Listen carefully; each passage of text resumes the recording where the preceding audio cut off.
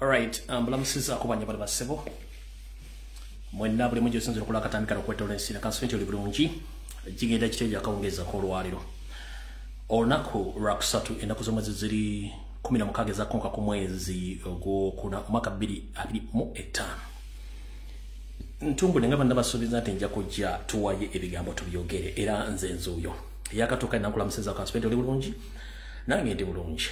Nakulwa chimpooze lubaddemu ekibugumirize wano nenga tujja tambulirawo ngabana basuza kusabiriza kamuja ku bantu budde kuiseke dakiike mu nansonyi wadde byebadde tenkanya naye nga insibwetu ngabuli nsoka bakoza ko mwenna buli mujjo wanga lya kansweto oli bulungi we bale kola we bale koberera nange ntumbudde okusokera nsoka kubuza ku bana Uganda banaje muwanga lya kwetola ensi na balamusiza ko mwenna kansweto buli bulungi abali mu America buli kiboga nese za balamusiza ko abali mu Canada buli kibuga nese za balamusiza ko abali mu Bongereza buli kibuga nese za balamusiza ko abali kusemazinga balamusiza ko buli kibuga nese za nensi mu kansweto oli bulungi bali kola bwemva kusemazinga balamusiza response Asia balamusiza ko mwenna bana Uganda abawangalya mu semazinga wa Asia kansweto buli bulungi mwe bale kola bali koberera mwe bali kwagala nsi ya mwe namwe ntumbule ngabada wasuzanja kuba ntumbule kusabiriza nyini mpisi za mwe dakiike mu badde nchana byentitenkanya Lawrence ngomalo kubuza ko bali mu Asia mbanzi ja kusemazinga wa Midololo East mwena balamusiza ko ba Sheikh Bahajat ndamwe bwenna bakatuliki banne ba Protestant banne mwena ba Seventh Day abawanga ya Middle East Conference buli bulungi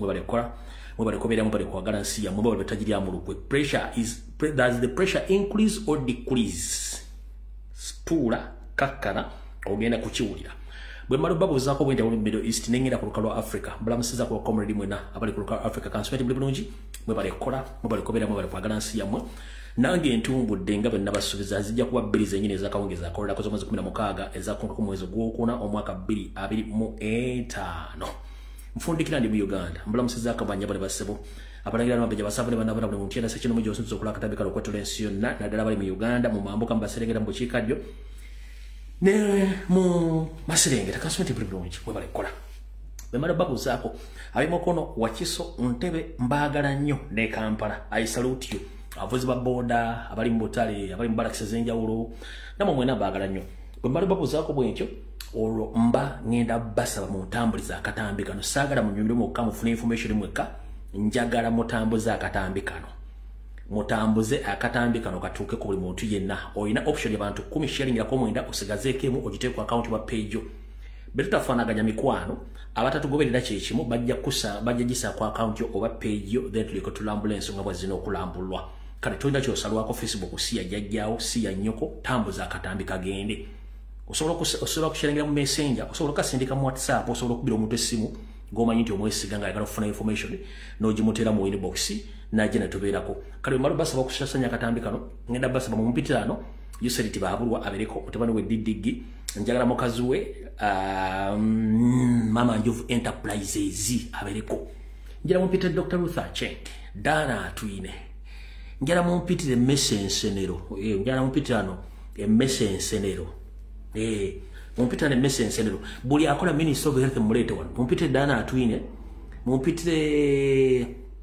Dr. Ruth Acheng mumpitire Monica Musenero wano Messensenero mujite wano njala mumpitire ba MP bonna nga Saudem oba national platform oba wa DP oba FDC oba national base movement bonabe mumpitire Thomas Taibwa mumpitire speaker Anita Amongi n'abatulege Mama Sadolini Sologete bere ku VDN bwemvonja namupiteko president wange Robert Kyagulanyi Ssemanya ko ye mokolwali bigamba yogedde bingi nnyo bizaamu essuubi n'ebitiisa manyika bana bano sibagamba bugambi mirimu no batiisa no balaga nti buli kimu kitambula so Mr. President wona ulesaba kutaba kutangi je katambi kano then tuleka tugende ku video yatulese ngenda kubo bulango bugenda kubeera busatu strictly obulango busatu mbawe ekigula lugi kigende njagala mu tagingira omuvuka go bayita Kibedi Cox sitira nnyo ku bantu budde ngira mu tagingira Kibedi Cox era mu recording ekigula lugi kyaliro mu kimumpereze n'abasajja bafaananga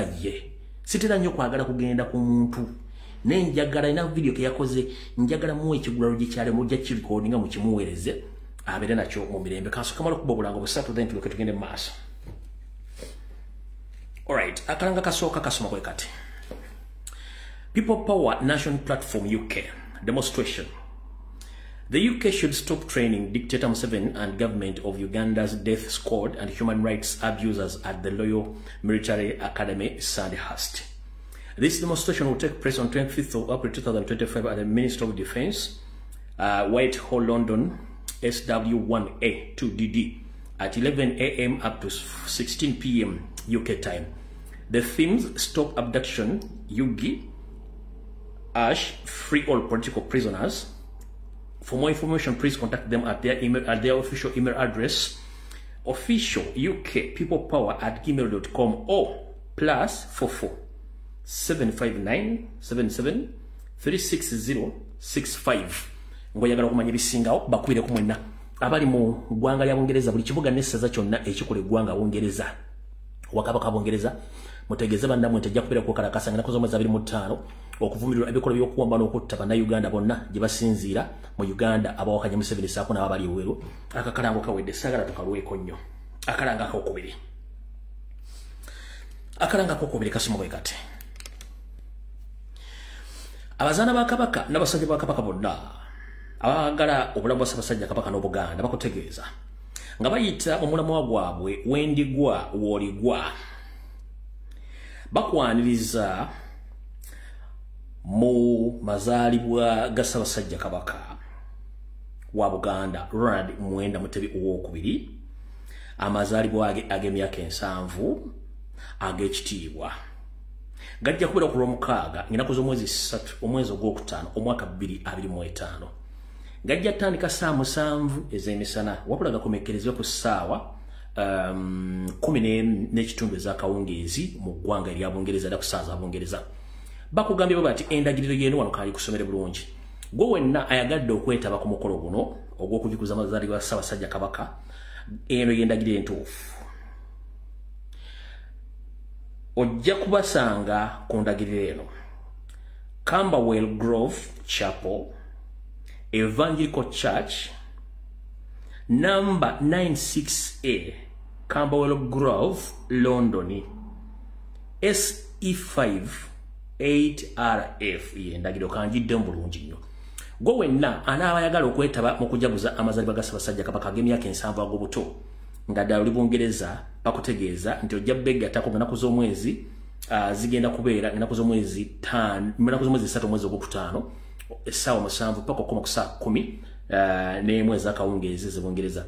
Bakutegeeza nti endagiriro y'eno: Camberwell Grove Chapel Evangelical Church, number 96A, Campbell Grove, London, SE5 8RF.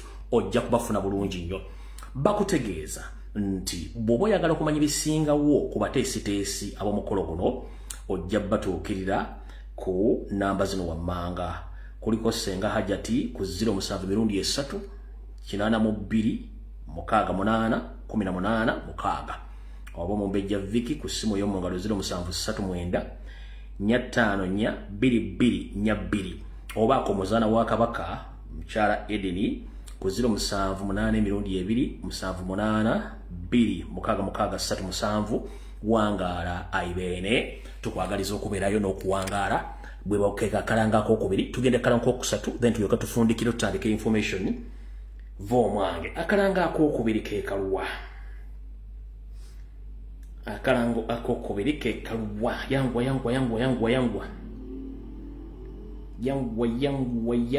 tolwayo n'enkola ebirala, kubanga ebyokukola nina bingi. Tolwayo n'enkola ebirala. Tolwayo akalanga akokubiri kaluwa. Saakataddemu akayevu. Alright, nakakola ku Lwokutaano kuba obudde bugenze, nakola ku Lwokutaano naye nga akalanga akondooza ka chapter ya Europe yonna wamu. Bwe naba kafunye wano nga sinkatadde wano nja kuba tutambula bulungi nnyo. Alright, kati njala tukole ekigulalugi. Bwe tumala okukola ekigulalugi leero tulyoka tusimbula video ey'olwaleero. Mu kigulalugi kya leero njala kiweereza mwenna abakyala n'abaami, naye okusingira ddala ekigulalugi kino njala kigenda eri abaami. Lwaki? Ngenda kijja mu lufumo olugamba nti akezimbira tekaba kato. Akezimbira tekaba kato. Ekigula lugi kino nkikoze olw'ensonga eri abantu abagufudde omugano okunafuya okussa wansi abantu abalina kye beekoledde. Wattu nga ye bw'omubuuza kye yeekoledde ku myaka gye nga talina kyasobola kukulaga nga matama ntengo. Kati njala kusindika ekigula lugi kino kigende eri ba haters mwenna naddala abasajja abagezaako okuteeka abaana abobuwala oba abakyala nga balina kye beekoledde nga mugezaako bateeka wansi. Sitira nnyo kwagala kuwa bantu ku social media platform. Wabula nina omwami eyakoze ka video nga voola omukyala eyeekoledde emaali ye n'atandika omujolonga. Njala kugamba gwe mwami gwe kano bakakuweereze bamanya gwe Kibedi Cox bale saara kulyogera kubanga toyina nnyo kyamaanyi kyoli just kubeera ku social media kwogera bigo bitakwatagana nga mpaleza Mukama Museveni. Leero njagala nkuwa ekigula lugi kino kyolira bulungi. Mukulu Kibedi Cox ekitufuula abasajja kubeera buvunaanyizibwa era ekitufuula abaami kubanga tuyina famire zetulabirira ate ekikufuula omusajja kwe kubanga osobola okuyimirizawo famire naawe kennyini era ekikufuula omusajja ge bayita amaka. Wabula ngera kutegeeza bw'oba toyina byakwogera ku social media njagala weewala okwogera ku bantu bakituyita personality z'abantu nga balina kye bakoze wagina achievement. Ate ekizibu kye muyina temuyiga era temwagala kutegeera. Sigo wandibadde oyimira mu bigere okutandika okussa omuntu wansi alina kye yeekoledde. Imagine gwe nga toyina kyoli. Kintu kyolina mu bulamu bw'odoza z'essaati n'essimu gy'okozesa ne wootuulaawo. Pozi ne social media platforms zo z'olina. Lwaki? Njala twala mukisa guno okwenkalejinga abakyala mwenna gye muli n'okubasanyukirako nti mwebale kola temuggwa maanyi. Tebaayo omusajja yenna akumala maanyi nti teweezimbira nju nedda. Abasajja bangi tebasobola kukola era tebasobola kwezimbira. Wootuukira okulanga omusajja ayaayaana bamuwase ng'ate yandibadde awasa kitegeeza nti kitegeeza nti embeera evudde. Embeera beevudde embwa bw'eyotera omuliro ng'etuuse oba kalirira lumonde. Kati mukulu gwe njala kutegeeza ebigambo biri wammanga. Wakuteeka video no recordinga ng'oyisa olugaayu mu mukyala yeezimbidde amaka ge ag'ekintu ekikulu kubayita Rebecca Agaba.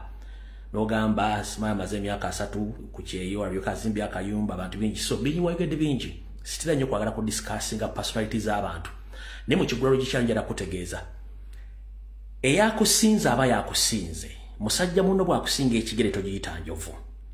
Bw'abanga omukyalo yasobola okuzimba amaka ge era ng'ali well established omukeera ku Gola Moses bamumanya alina buli kimu kyayagala bulamu bwe, wandibadde omuwa bw'ekitiibwa kubanga mukazi si musajja. Kati gwe omusajja atalina kyoli noyagala oteeka omukazi wansi, mulekeraawo okuteeka abakazi wansi kubanga mwe abasajja mwasula obuvunaanyizibwa bwammwe abakazi ne batwala obuvunaanyizibwa bwammwe. Kati gwoddira ku mukazi n'otandika omujerega ng'ate gwojerega akusinga asobola n'okukulisa ebbanga lyonna muganda wange mba nkusaasidde. 1 emyaka gy'olina tugimanyi gya ntondo kyekisooka ekyokubiri toddanga mu bulamu bwo n'oddamu okulinnyira kye bayita ekitonde ekikazi. Lwaki? Gwe tomanyi ne bagula trip ya musenyu, tomanyi ne bagula trip ya mataffaali, tomanyi ne baliisa baana, ate era tolina mulimu gwokola. Naye omukyala gw'omanyira ali well established, alina kampani, azimbye amaka agatali gamu, agwalabyeko kasammambiro. Abakazi bangi balina ssente ne basirise.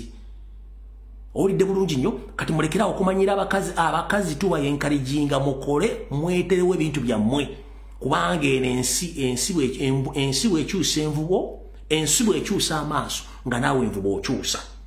Ngenda kukazanyako eddakiika 2 akantu kano ke yayogedde then ndyoke ngende nzigalewo ekigula lugi kubanga ajja kuba ategedde. Kubanga abakazi kye bayita abakazi ennaku zino abakazi bakola ssente zaabwe. Kati nze ngenda kusanga gwe omusajja omukulu ku myaka gy'olina. Please wewe ekitiibwa va ku bakyala abakoze ensimbi zaabwe beyagale. Gwe byakulema bo babikoze era kijja kuba kibi nnyo okweripa ku muntu nga yakola ssente ze nga gwe zimu olomba nnombe. Abatalabe katambi kano kaakabazannyire kaakano wano yalonjize akayumba bannange bana Uganda mwetekemu obuntu mutulengako abantu wamu muwale mukuba kyeyo walonkinze ennyumba first of all njagala kwebaza okusobola okubeera ng'omaze emyaka gyo 3 ng'oli ku kyeyo n'osobola okujjayo akayo 1 kasoka kukwatemu awo bw'obanga okola statement endala ng'ogenda kwogera ku personality y'omuntu olina okubeera accurate. 1 wagambye nti omukyalo ono amaze emyaka 3 ku kyeyo era kwe kuzimba ennyumba eno. Genda okebera omukyalo ono ku profile ye olabe emyaka gy'alina. Genda ku profile ye ku Google omanye emyaka gy'alina. Kubanga already wagambye nti amaze emyaka 3 ng'azimba ennyumba, ekyo kikyamu. Gwe wagambye nti alina emyaka 3, emyaka gye mituufu giriro dda kuba tannaweza myaka 5. Bw'aba alina emyaka mingi nnyo ayinza okuba alina emyaka 4 ayinza okuba alina emyaka 4 oba 43 bw'atyo. Kati bw'ogamba nti amaze emyaka 3 ng'azimba ennyumba, that is wrong. Already information gy'owadde nfu.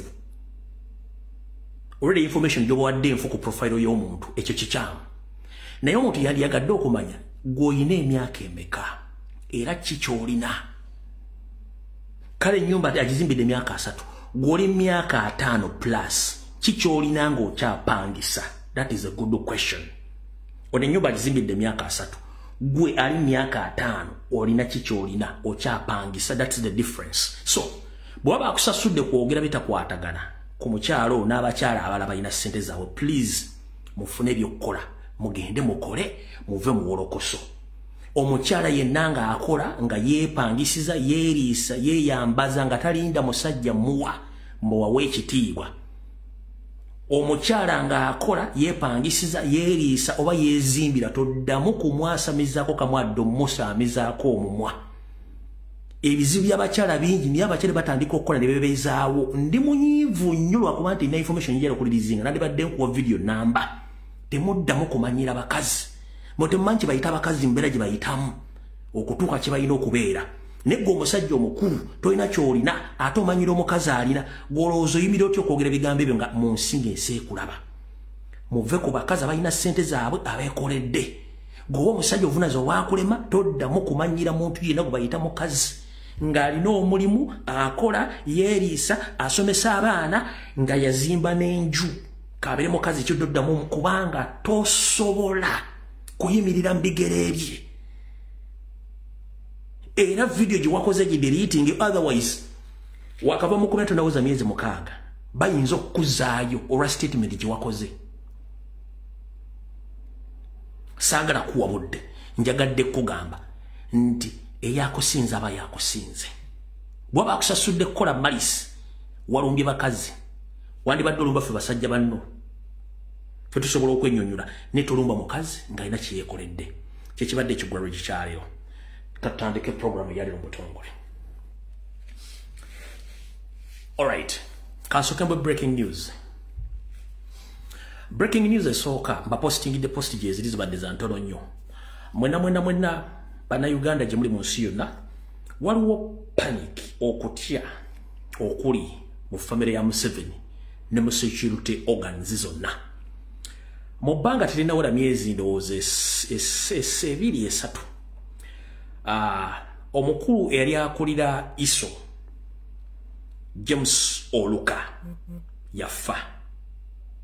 Eyali akulira ISO James Oluka yafa ne bamuziika. Eyali amumyuka ng'era amanejinza okutambula ensi yonna okubegera Museveni baamugoba ku mulimu. Wenzijidde ku mpewo mu ddakiika 5 mabega abadde akulira ekitongole kya Chieftains of Military Intelligence Major General James Birungi agiddwa mu ofiisi eyo ne bagiteekamu omuntu omupya. Naye omuntu gwe bataddemu kambasomere message eno nga bwezeze bwete. In a mini shake-up with the Uganda People's Defense Force UPDF, Yosef Tibahaburwa, the Commander of Chief, has removed Major James Birungi from his position as the head of military intelligence now, officially known as Defense Intelligence Security DIS, formerly Chieftains of Military Intelligence. He has replaced Major General Richard Otto, the commander of UPDF Mountain Division. The surprise change were communicated through official military channels late Tuesday evening, catching Mene in security and political circles off guard.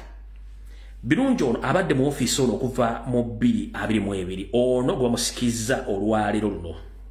Ono gwamusikiza bamusikiza ono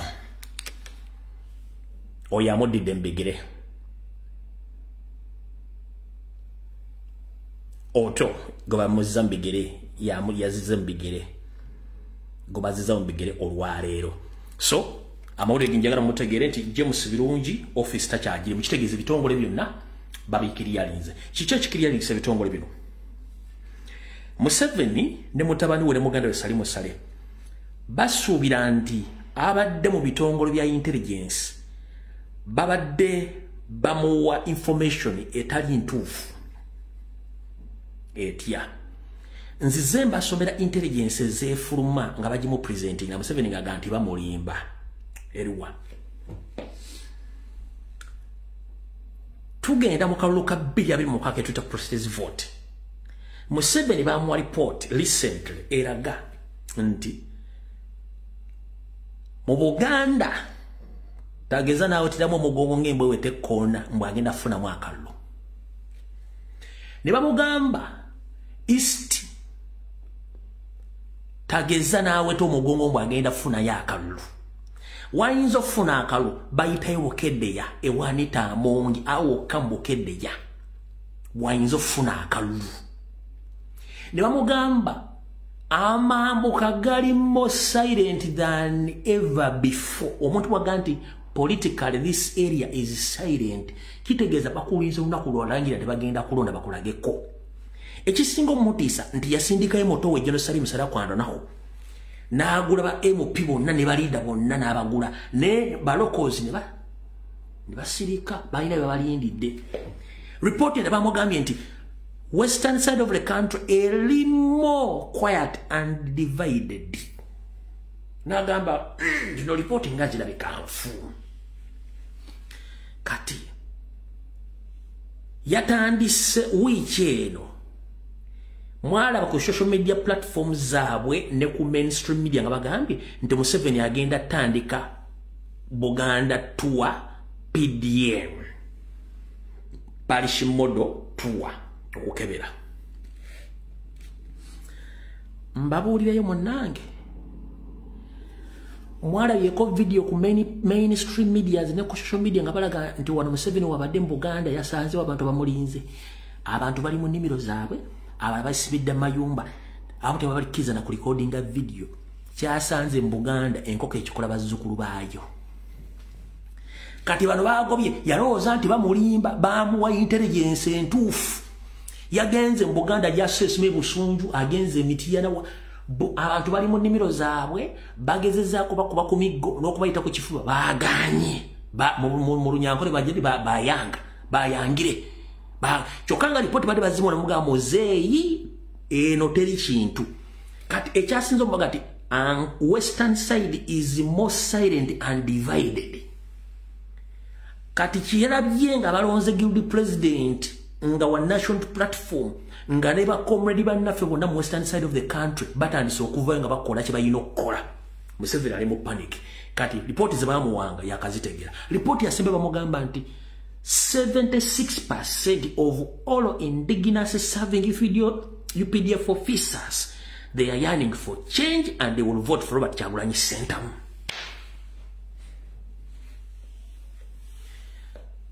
Bamugamba mu intelligence bamugamba nti 76% of all indigenous UPDF serving officers they are yearning for change and they want to vote Robert Kyagulanyi Ssentamu come 2026. Yakajja kitegere. Kati ebyo abagobye it's up to him. Nagana afa bagasalire essubi. Naye Buganda tebannabalagako PDM video yonna banga akoze. Kati ng'oyagala okutegera nti bye tukugamba bituufu. Nkugamba yagenze sime busunju na yabadde Mityana nga badidde obwana obuto wawa nassali buno n'abazodde school fees zabawula babusigeri boni za kyenvu babaza NRM babutedde after party disco temula nti omukyalo baagala disco gwelindako temula nti omukyalo baagala disco ne disco bazizi batadde mu trading centers genda ku social media ojja biraba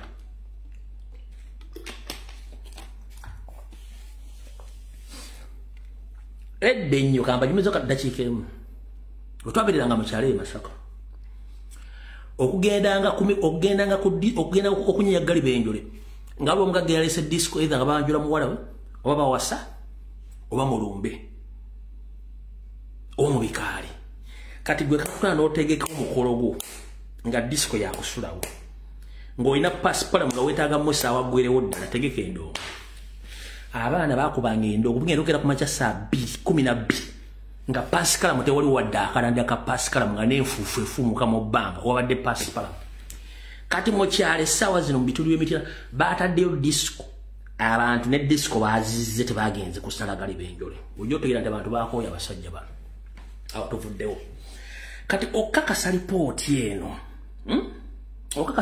eno gye mbagamba bamafia ba Museveni ba National Labourers Movement okuli ba minister ba RDC aba NRM Propaganda Secretariat bebasookeye mubende bannakabirwa ne bategekayo laalizi mubagenda kukireiminga Buganda kati nga basasula buli muntu wakati w'50 ku mutwalo emmere ya bwereere ne batwala n'abayimbi balabo nga babwereere ne baseetinga. Guess what? My body teba banyondo yesu kile kyabadde mu bende. Nga baleeta abayimbi emmere bagibo wadde basodde n'omutwalo ku 50 ne bajjulanga bayitiri bandi bali aido and so tabana byakola nga lale zitandika. Lwade luyawo nga baleeta Kagabo wano abasinga bungi temwategedde bwe baleese Kagabo ne Museveni gye yabadde yategedde nti ebintu nga biramuko baleese Kagabo kulaale ya NRM nga n'abali kulaale bonna bambadde t-shirt za NRM naye nga munda eno waliyo za nuupu nga ebyali ekawempe munda de t-shirt za nuupu nga ne mutima emitima mimyufu. Kagabo munde nga alinnya ku stage nga atandika NRM oye nga muddamu oye kati nga agabe mubende mubadde n'enkulaakulana nyungi ne waliwo akalwadde akajja kalya Buganda kagenda kulya bizinesi zammwe bakayita nuupu nga mugamba Kagabo osinika ebinnyo Kagabo olinganga embaate butasupu ku kyoto ye wasomera obusawo tuviire vaako waliwo enkubuuliza bw'obanga laale yabadde ya NRM lwaki bwe bayogedde ku nuupu nga bajogerako ebibi ate aba NRM bali mu audience baganye ne Kagabo okwogera mugoba ku stage n'omuzino bagumujjako kitegeeza Museveni byasiba bikutuka ekibayita okuuma lubogo nga lubaale mubbe bulijjo mwebuuza olugero olwo bakiyita okuuma lubogo nga lubaale mubbe. Oyinza okuba nga olina ekibbo ky'abalongo naye nga abalongo baabuuka dda. Oyinza okuba olina ekibbo kya lubaale nga bakikulekera naye nga empewo tezikyasobola kutuula muntu zagenda dda kati kibayita okuuma lubogo nga lubaale mubbe. Bakubye laali nga bwe muba musasudde amaze okulya alidda bala bakuba n'empi nga batera kuona omanyi kati babakuleetera abayimbi ne bakuwa emmere ne bakusasula n'ozinira bwereere kati bye batuuse okuwa Kagabo okwogera bamugambye genda yirwaki mukaviri mwakanye mbadde njalaba wa forensic mutegere bulungi nnyo kati wulira omubaka wa Bukoto South abantu b'emubende mulina omukisa bwentuuse eno ntunuulidde ekibuga kye mulina engamba bannange mulina omukisa ng'omutende ogubeera mu musenyu. N'olwekyo njagala obbategeeza nti waliwo akalwadde akaali kajja kalya era ne wano mu mubende kabadde kajja katandika okukola ki akalwadde ako bakayita nuupu.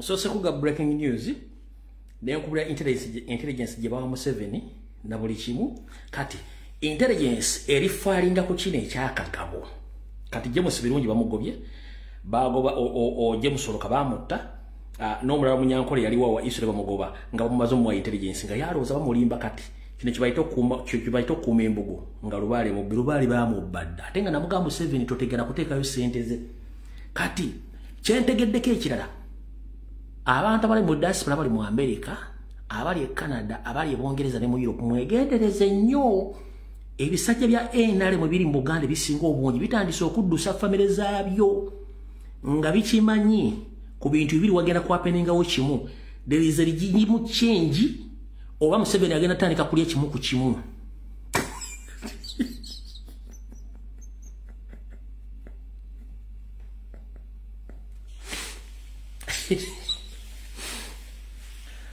ate oba nnyumirwa kati biri mwenna abali mu America abali e Canada abali e UK ne mu Europe mugenda tandika okulya nti gundi yalese already bazifulumiza dda balina possibility there is a forceful regime change oba sicho before that Museveni agenda tandika okulya bino ebisajja bya NRM mu Buganda kimu ku kimu ebimu bye sente ze ate bana abasajja Museveni akimanyi bana abasajja bamufera bufezi bamubba kukyeka wempe bamukole bati bamugeka wempe tuna emitwalo aga teyaweza wadde 10 olw'abalonzi ne bamugamba ekitabo kya NRM ekwetola eggwanga kirina miliyoni 21 ez'abalonzi ba supporters kati bwe kibalina miliyoni 21 kyokka nga Electoral Commission eyina abalonzi miliyoni 19 Electoral Commission eyina abalonzi miliyoni 19 yo NRM eyina 21 kati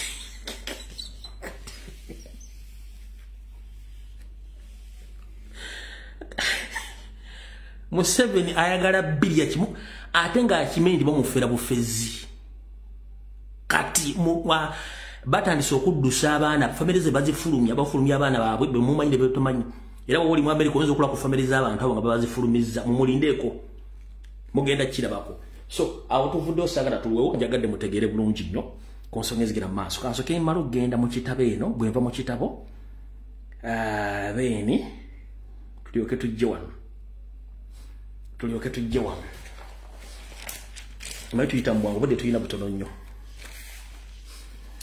kansubira nti Mr. President Jose kano njala obubaka buno buli bulungi nnyo Mr. President gyebalako gyotusaake nga Mr. Robert Kyagulanyi Ssentamu kansubira nti oli bulungi n'abakulembeze ba National Platform mwenna njala okutegeeza bannayuganda mwenna ebifudde mu kkooti babitedde ku social media kooti e Masaka egambye nti okunoonyereza kuwedde ku misango gye bakomuli bannaffe kuli Akyero Kivumbi kuli Smart wa Bobby ne mukulu Jeno Gaddafi n'abalala egy'okuba nti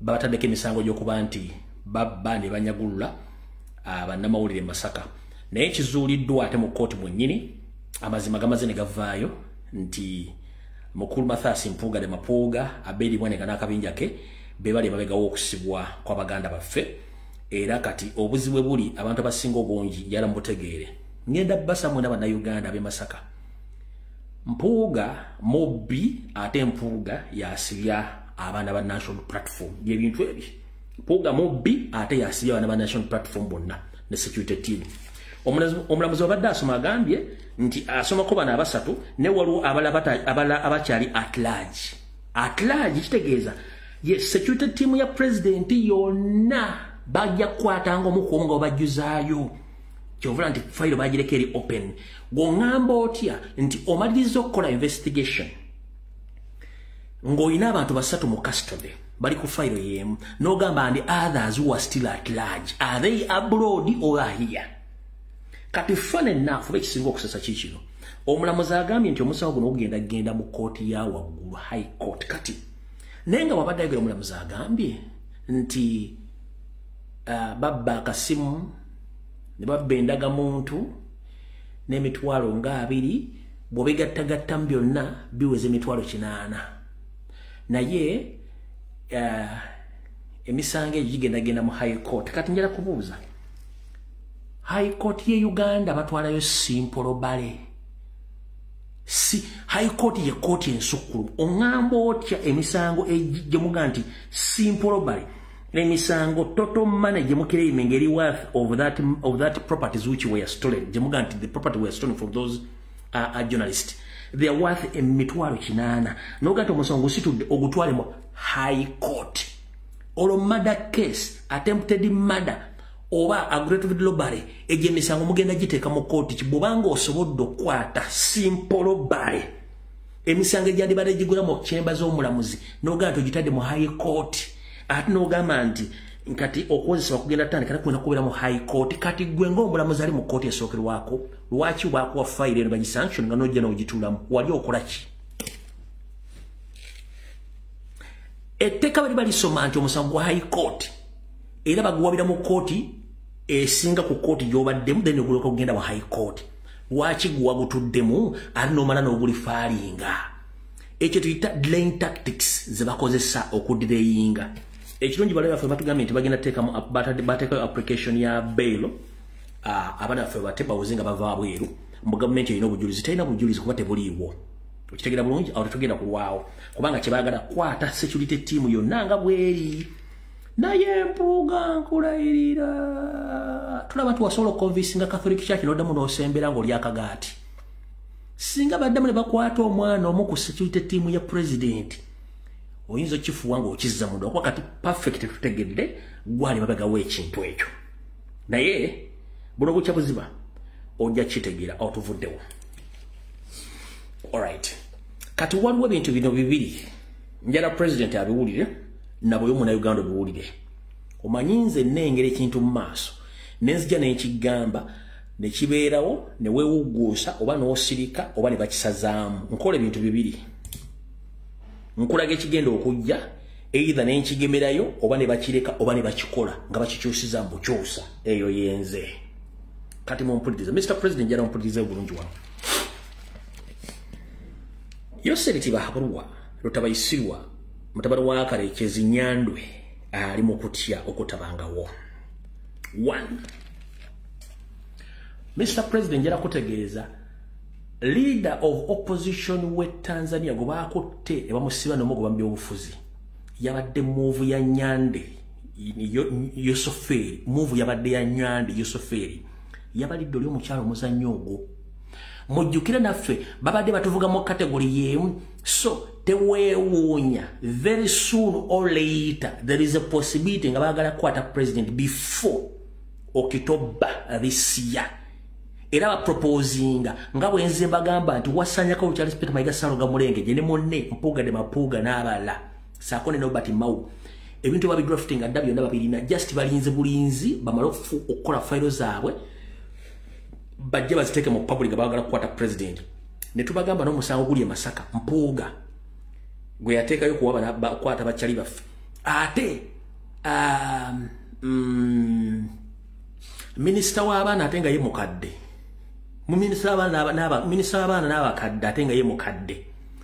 Barambalupa Mahara oba yoyo siyo minisita w'abavubuka Barambalupa Mahara nti apamawala Barambalupa Mahara yagenda mukomera Masaka ng'alinayo abantu babakwasaganyiza nabo abakalamojja ng'abakalamojja bano ayagala bakozesa ng'abagenda okubeera abajulizi nti baali mu misango gy'emmundu nga bakolagana national platform ne muganda Fakireewo Kivumbi Smart wa Bobby Saakone General Gaddafi bamale misango bagiteeko president nti yali akolagana n'abakalamojja mu misango gy'emmundu. So bamuteekako gwa treason bamukwate bamusibe n'ekibiina bakiggale. Kubanga eno musaidi ya Olivia Lutaaya, musaidi ya Machete, musaidi ya Mujahadini Wasanya n'abalala mwakikuba ne mukijuza mwebale nnyo mwebaliddala mwakikuba ne mukijuza. Kati ne basindika Barambalupa Mahara agende Masaka omuzannyo aguze mu baana abakalamojja nago nenfuna information ejja nenchikuba n'abakalama gye baba transferring okuva e Masaka ne babongerayo ne file akyagivuga so mukulu Barambaru Pamahara oba opama walazimanyi system kye mwagala okola tukimanyi mwagala kukwata president mukikole ngayo mwakizanyidde oli owe Tanzania mukwate leader of opposition mukwate president waffe ne national platform ogibanning kye mwagala ekyo kyo Mr President yagadde okikutegera nti omuzanyo gwe Tanzania Museveni yagubaze naye bajja mutako pressure bajja kijja kuvaayo ekyo kiri awo kati waliwo kino ekyo kimu n'ebintu bisatu kati waliwo kino ekisookera ddala mukyala Namatimbo n'abaminisita Musafiri Nabbanja munnanga asula teyebase bamutadde ku tasiki akwasaganya baminisita bonna saako ne to commission buli kimu ne parliament banawe utie bagenda okubanga bakolamu bintu byabo bino wammanga bengenda okunyunya ekisooka baina proposal ziri satu kankuweekoze wammanga proposal soka Museveni apulaninga nti bwe kiba kiganyi wano mu kaseera ketulimu lwakiri okulonda bakoze mu electoral colleges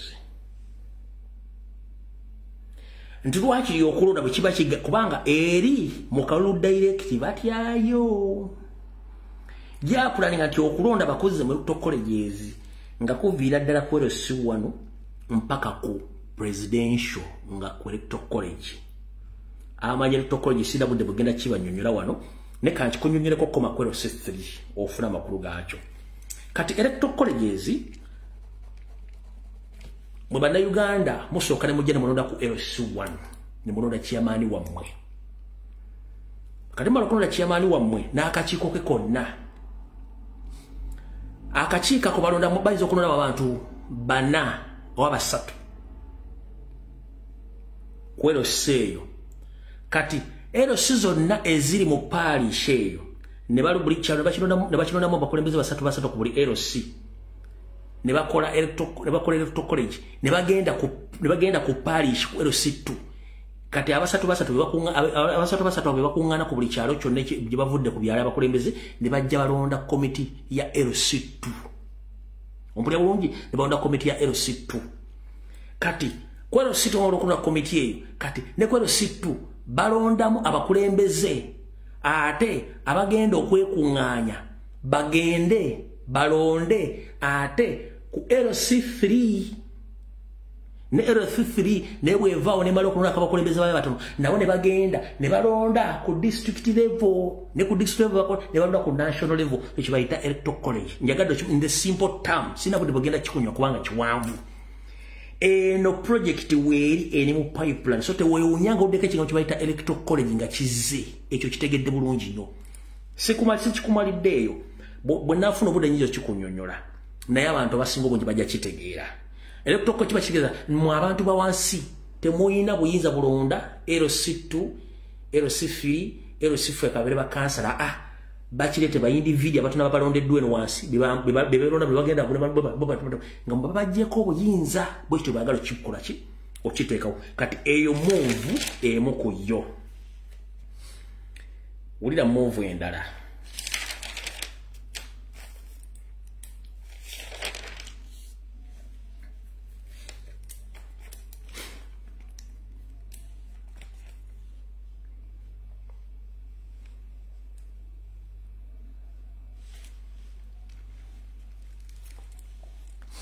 Yoseri Nyandwe Tibahabulwa era ne Prime Minister NRM caucus ne NRM SEC bapulaninga okuleeta ekiteeso ne musooke muliono nga tetunnagendawo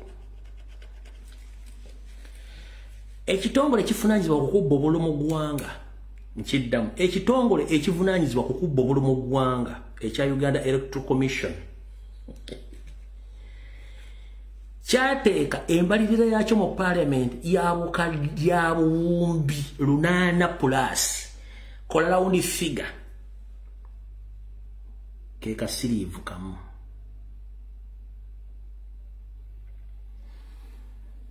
Electoral Commission yasaba billions lunana ne sente zigwamu nenjagala ogikolera round figure nge eriemu yokka yegolodde yasaba akasirivu kamu okutambuza okukola process yakalwakajja tebagidanga mu kubanga sente tezikola kite ziriwo kati uli ano bagenda okulera okombe sowani kati NRM nabbanja NRM seke bapulaninga okuleeta proposal kyekiteeso okusindikiriza okulonda kweyongereko maaso okuva mu mwezi ogw'11 omwaka guno okusindika okulonda emyezi 9 maaso oba emyaka wagindaba 3 mkiddamu ebintu bino bikwate mu butwe Nyando Yosuferi nabbanja ne NRM seke bapulaninga okuleta proposal oba ebiteeso ng'ebiteeso bino nga bigenda kuwaliriza Electoral Commission ejje mu parliament bagambe nabasaba sente mwazi nyima so sisobola kutegeka kulonda nga temumpadde sente NRM ne government bagambe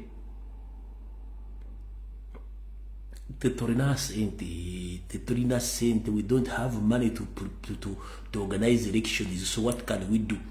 What the law says, or bambuze atonegeno. What does the law says? What if the time reaches when the Electoral Commission can't conduct election due to lack of money?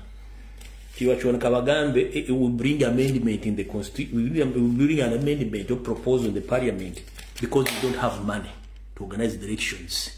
Kati maiba simu bamala kwekona byoka babuuza kati kino kiri mu pipeline bwe kuga kiga pipeline nakyo kiteke mbwongo pipeline kiri mbwongo bakipa proposing nze lwaki Electoral Commission yabasawo 800 naye kugambe buwandike mu round figure mu ya kasirivu naye tebanazibuwa kati bagenda kukwata ejjinja libale kubisa binyonyi bibiri nkubulidde proposal esooka Electoral Colleges ero proposal y'okubiri bagenda kweyambisa obunafu Electoral Commission n'obutaba bwansimbi ba NRM planning mbwelete proposal olwokuba EC teyina sente ejje mu parliament bagende fete nasente ziteeka kulonda then parliament yetuule egambe nti bate wali kulonda obukulembeze obuliwo tuwongere mu maaso emyezi 9 nga banonya sente oba emyaka wagindabye 3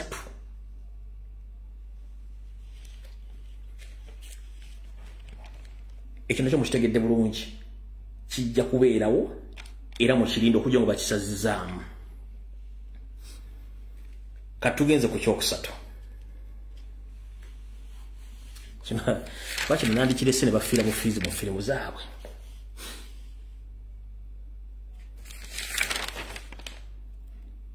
abanchi leke bafira mu fizi mu filimu zaabwe neka njogera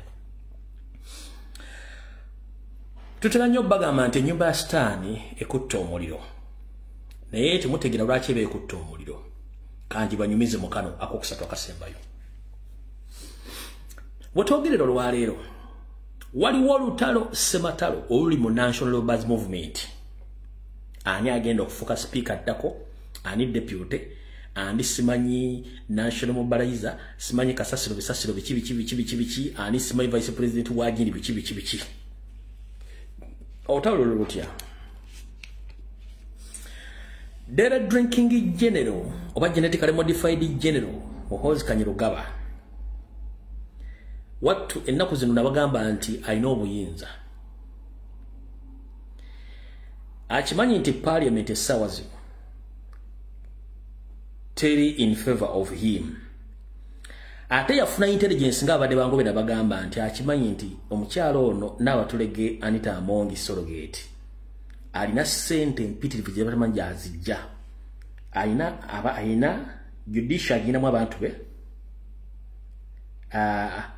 mu administration alinamu abantu be alina mu security abantu be ne mu NRM alina abantu be sente zalina tebazimanyi gyazijja ey'obugagga byani tebamanyi byabijja as well kyensoma wano kyekiri ne kwani ne ku deputy ne ku speaker Thomas Tayibwa intelligence laga Museveni abantu bano baagala mwekyusiriza muli munda ne Muhoozi yasinga okutya kati Sadolini n'abatulege alina sente alina mu judicial alina mu security alina mu National Labourers Movement kyovula bayogeza machi ayogeza maanyi naye Muhoozi agamba to hell over my dead body ngenda kudiringa namwe kati atya bakuliyetiza olutalo mu NRM olutalo luyinza okuviiramu abamu okubasiba akabajjobera nti bagenda kwogererako mu ntaana abamanyi Oluganda mukiwulire bulungi olutalo luno oli mu National Labourers Movement lwandiviirakamu basiba akabajjobera nti mu kofiri bagenda kwogererayo between Speaker Anita Amongi ne Tayeebwa kuliko gwe bajja osiba akaba very soon naye nga bamaze mufuutula nga bafuutula Kadaaga bamusindika mpola abayine emmotoka manya emmotoka ekubyo yabisa omupiira engeri gyotekayo jeeke notandika okupika jeeke bwoti emmotoka nesituka kati bwe tebakola Kadaaga bamutega jeeke bamupika pakoli mu parliament kati Muhoozi Kainerugaba ne family batandise okupika Anita Amongi ne Speaker ne bataddeko jeeke wase wapika bwe bati so bw'owudde omuntu yabise akatawo kaganya okwetoloola ekiwumba tekyakuba sama enyindo tekyafulumya bulungi enyindo tekyafulumya bulungi mukka oba simanya akola simanya abaluka tomata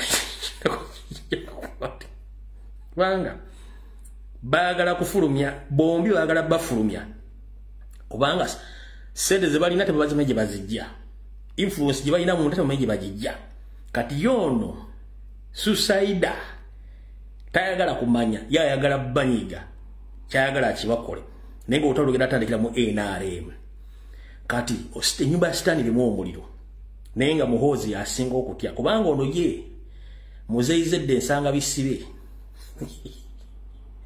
ngeje bamwe okubba mu eggwanga ne babba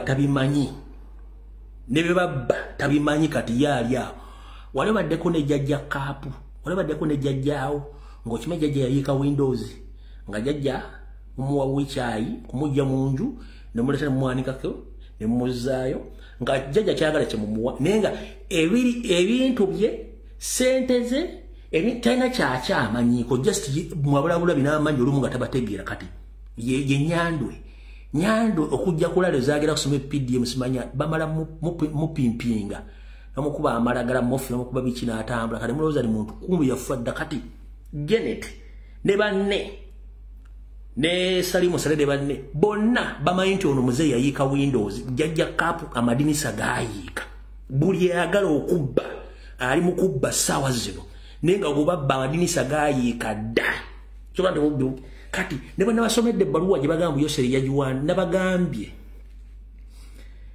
empandiika nensenka ebigambo siya jajja empandiika ya diddigi yawandiika ebigambo ebyo kati si yawandiise jukira diddigi ye ayagala ku challenginga abantu gwamubbe nga akimanyi togenda mumukolera ng'akulabisa kati yabalabisizza jukira olutalo luno olwa ssente emiliyoni 10 kansubire tuwafunyeko ka forensics akatono katya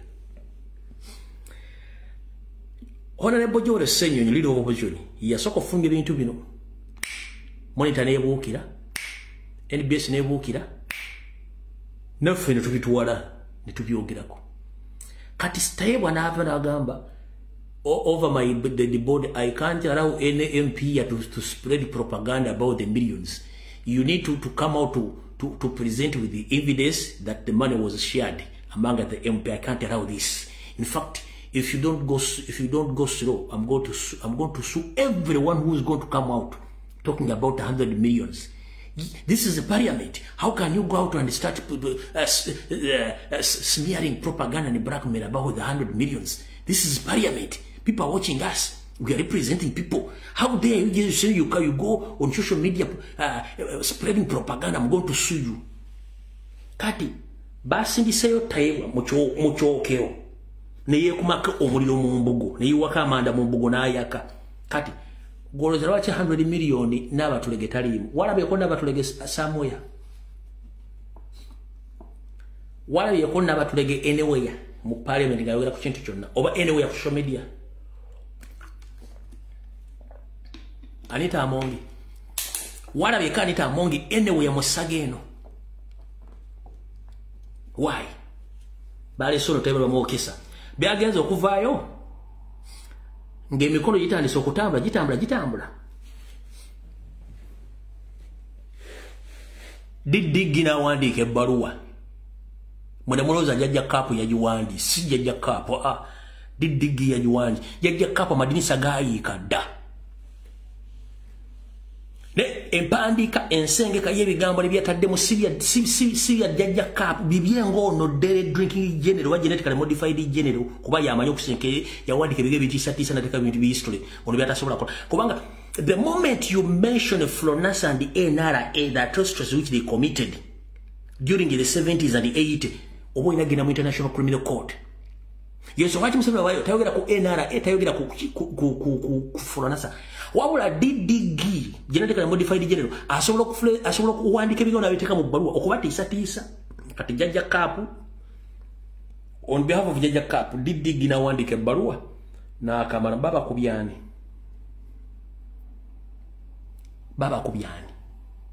Nkubuuza wano baba kubyani Taiwa deputy speaker yangambe senate ziriyo tebaziga bangi ajja wabira omuntu wana musogo okugera propaganda blackmail. Baba wandise ballon on behalf of Jajja Cap. Who was defeated? Who exposed who?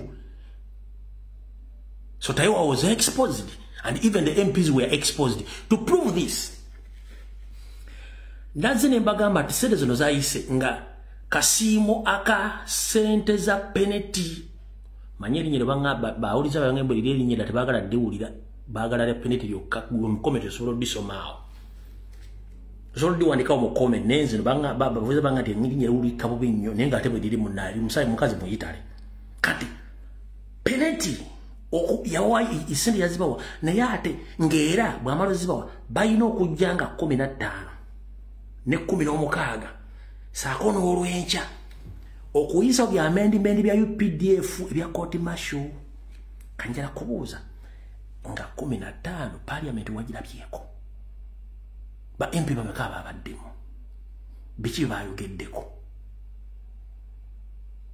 ate amendment ya UPD ya court martial bagisomyeko nurayi bagisomyeko kati excuse zisoma bweziti mbu parliament ya 1530 yamwe abadde bantu kubanga Anita Amongi yabadde ba MPs bonna nga balina bibate assessment mu chembaze bichi no katika ambabu the fact is Museveni yabawadde sente n'amaloba wa sente nga bamanyi kyaleeta nga nabo bakimenti bajja bakwatiramu ne baga katusuka tubeko mu parliament abagembo kati tuli ku paniki fe tuli no mu parliament ba openness ba mu constituency bali mu campaign nga batuli amoluko eri batukuba bo binyu tulinogira mu constituency no nabo benyini baatidde kutula mu chembazi bagembo lugera tesa ku bintu bya kuteka abantu mu koti za amaje nga nabo balina immunity kasigaddeko emyezi 5 basigaddeko ka immunity ka myezi egi 5 ba MP wona balina ka immunity ka myezi egi kasitagigwako bajja bakwatanga biyenje kati wano wotegerera nti parliament egenda kendera mba MP ngamo tebagala kubeeramu nti babere ku record bebayisa court martial esigalewo era mwalaleko ku monitor nga bagamba Chief Justice Winnie Doti ne banne batandise okubagana empaka ku judgment gye bakola ate no mu parliament ina kyegenda okulenga kikwatagana ku judgment parliament egenda kubagana nani egenda kubagana judicial system kata waliwo conflict of interest ani bile bitu moja bitegera oluvanyuma ole bulungi nnyo moja bitegera oluvanyuma nti high court oba court ensukulumu ekulwa Winnie Chief Justice bagambye nti okusiba abaana nga muyita mu court martial kikyamu tekikirizibwa Museveni naganja kiisa nagenda mu NRA mu seke ne batula n'embata ze ne bakiriziganya bakole amendment bill bagireete nashoka na bateka mwana kasete nga kalaga aka penalty ake mwanyi kumbe na abazise agina kuleta no million bill ya UPDF eteka batu mu court martial kati bane bachitegera wait a minute Mpozi, how long have we, what time do you still have here in Parliament? Just 4 to 5 months after here, what is going to happen? We might become civilians very soon. So if you become a civilian, we are going to be arrested. So after arresting, where are we going to end? In military court martial. Kati enamba egenda kena mukitegedde bulungi. Kati ekyo nga kiwedde. Mukitegedde bulungi ekyo, njagadde sagala kulwawaawo n'ekya n'abatulege nkibabulidde bulungi nnyo. Ekiri kiba facinga mujja kiwulira nga kitokota bulungi nnyo. Kati kiri kyemba nnyonnyodde ku intelligence report kibanyonnyola wano in full. Kisoma bwe kiti. Museveni ali mu kutya okwensusu lwaki ebigenda maaso mu ggwanga tabitegeera munnange kubanga saa zino zaalimu zakawungeezi katya emyaka bwe gikugendawo nga gikuubidde akatambaala nga n'amadinisa gatandise okuwangukamu endabirwamu kiba kizibu nnyo empepo takufuwa buli maawa oba omutwe guno guzimba mayi batugambanga omuntu azimbye amatama wattu empebe muyiseemu kati ebiseera bya Museveni byalimu emyaka gye gyakuzimba amatama na buli maawa ng'amadinisa gayiise. Kati bamuwa intelligence agiwakanya n'agamba nnimba nze nga yoseriwa bakyanjagala kumbe tamanyi nti muwagalako nsimbi ngere biri mu kiravulavu ky'ennaku zino nti atalina ssente wafu tutolina wofumita ku donati giveeko girekera abalina kati ne yose yakimanya bannabyabufuzi abali mu Buganda ne bannabyabufuzi abalala baagala ssente watali ssente tosobola bannyonnyola kintu kyonna baagala bwagazi ssente zimukeeye ate nga munkubawulira nti bagamba ssente zamuwa musolo nti ye kati katuzibbe naye ajja kifunamu enjawulo kati bwatyo enjawulo anjawulira kati mu intelligence report gye bamugabe bati nti mukulu Nyando Yosoferi tibahabulwa byatulaba ku ground nga biradamuko ate kiki kiri ku ground bwe tuba tugenda mu kalu bagenda okututeera enkoni bagenda okututeera akalulu tujja okukiwulira nti eki bajja okututeera akalulu ojja okukiwulira koye kati nabagamba mundiiremu mugamba mukulu. The fact is Buganda, we don't have votes in Buganda first and foremost, and those who are campaigning right now who are going to smell the Buganda tour to reclaim Buganda, those are thieves. Abo nabashuma bashuma abamanyi babbi. Mugamba, when you go in Eastern, we only have one place where Anita Among comes from, that is Bukedia. The rest of the Eastern side, we don't have votes there. Nabagamba, Mugera bitufu ntiye. Mugamba, when we did intelligence in the northern part of Uganda, they are more silent. Even though you see the MPs, Salim Saraf to convince to buy off those MPs, but they just buy individuals. They don't buy the voters or people on the ground. People on the ground are very quiet, listening, waiting for voting time. They're going to show us fire. Nagamba, Kati wechaze wa assembly wa Mugambi, even the Western side people are very serious and very silent. They can't even say. Mwaka small intelligence Mugambi, even in Noop right now, he's taking over Western side of the country, whereby Barara University, it's Noop. On the ground, people are waking up, they don't want NRM anymore. They're just waiting for voting time. They are going to show us fire. Gamba, what? Wait a minute. Kati atani sokolo kukyusa. Kati bwamaze okulira ebintu bino byonna ne kikuze ku eri intelligence zinabagambi na kimwe kigenda maaso kati okulya nokombe swane kuli luddawa bwaze mu Buganda wano asanze wo obuzibu bagenze ku PDM tuwa ya Buganda banyumirize bibadde Mityana n'ebitundu ebiramu bitegedde bulungi nnyo bitegedde kati mazo babulira ki kati katuddeko eno wansi mu ki katuddeko eno mu kitabo kiddeko eno wansi eno bizo mu kitegedde bulungi nnyo so otuvuddewo kamalo bazaake eno ekyaguni kibabulidde ekyakagabo nembabulira buli kimu nga bwe kiri kati katuddeko eno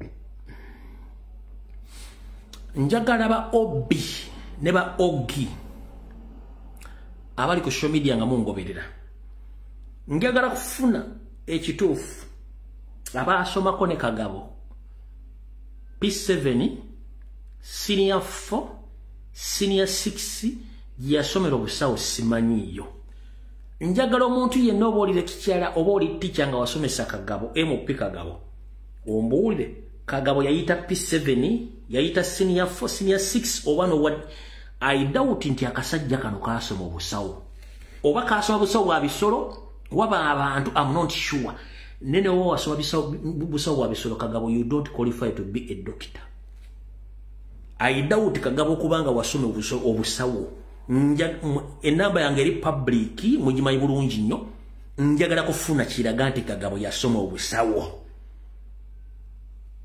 Olevo ne Elevo asobola kubanga no kuyita obusawo nti kati musawo is a physician I doubt ba ogire ba obi abasoma ne Kagabo njagala bami muntu kiri namba yange mugimanyi njagala kumanya omusajja ono yasoma oba teyasoma enamba yange lipa mujja gitegeera out of the one kati nabagamba nti botuka ku parliament eyo notekawo Minister of Higher Education notekawo UNEB nobagaba buli afuluma wano leta qualification izo nga tugenda verify ngojja kuba abantu obatte nabadde ndi awo nga ndaba omusajja Google yagamba nti bwatula mmotoka ya Museveni abali mu ggulu nga ayogera bigambo simanya ayagala nnyo Museveni era musingira ne mukazi we owaka ngamba okay no problem naye bwe tubanga tuli mu ense y'amateeka ono Google alina kukwatibwa n'asibwa lwaki Google atakwalifyinga kubeera mu office gy'alimu ku embassy ya Uganda e Saudi Arabia bamusindika mu kakiiko yasaba omulimu ne basukana bagumumma oluvannyuma ne noza Museveni n'amuyisaawo kuna kibuli bamusindika mu kakiiko akanoonyereza ku qualification omuntu okuqualifying okuba nti okola ku mission za Uganda ez'ebweru teyayingirayo wabula Museveni yamusitula busirizi n'amutwala Saudi Arabia gyali naye ebigambo byayogera n'ebintu byakola ne bikwatagana na kuyigiriza bwati talina yatalina wabula ina statement gyakoze mbwayagala nnyo Museveni n'okusinga mukazi wo baabaana be ne bw'owulira engeri gyayogeramu ebigambo n'engeri gyose gyasekamu weewuunya omusajja ono mu maka ge agali ekijabijo Nakwero okyamira Nakwero ku mafuta ng'okyamodda ku Catholic Church amaka ge ogali mbadde nira intelligence nga ngitetese ebbanga ddene naye bwe nawulidde omusajja ono ng'ayogera Sheikh Gugwa buno obaka njala bapukuwe amaka ga mukyala mukulu agali ekijabijo Nakwero ku mafuta gakafuta ng'okimba ogenda ku kkanisa y'abakatoliki ngamanyi bulungi nnyo nafuna intelligence nti abasajja ba Iso n'abaseemwayi n'abajjaati batula omwo ne bateesa okwata abatawagira National Buzz Movement n'abantu abamu ne babulizibwawo ne bataddamu okulabika bwe nawulidde ng'oyogera ebigambo bino nenzijjayo information eyo njibuulira abantu kino kye kyandeese okukolako profile kino kiwayogedde kino I love President Museveni more than my wife at home. So don't ask me such a question. Ask another question. Why do you love President Museveni? Oh, is it a criminal? If you don't want President Museveni, you can go and get a chibanja walala. You can go to Congo, you idiots. You can go to Congo. There is a very big land there. Then you stay there.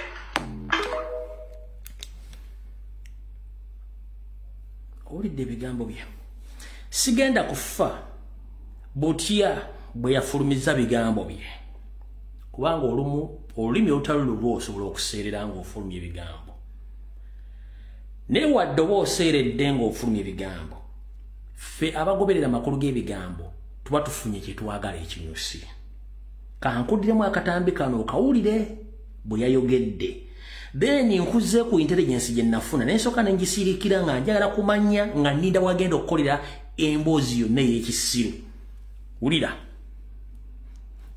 tofa ku nfulumi ya bigambo gya bifulumizaamu n'ebiseera kubanga olulimi sululwe olulimi Lungereza naye ebigambo byabadde ategeeza byenjagala otwale ng'ekikulu.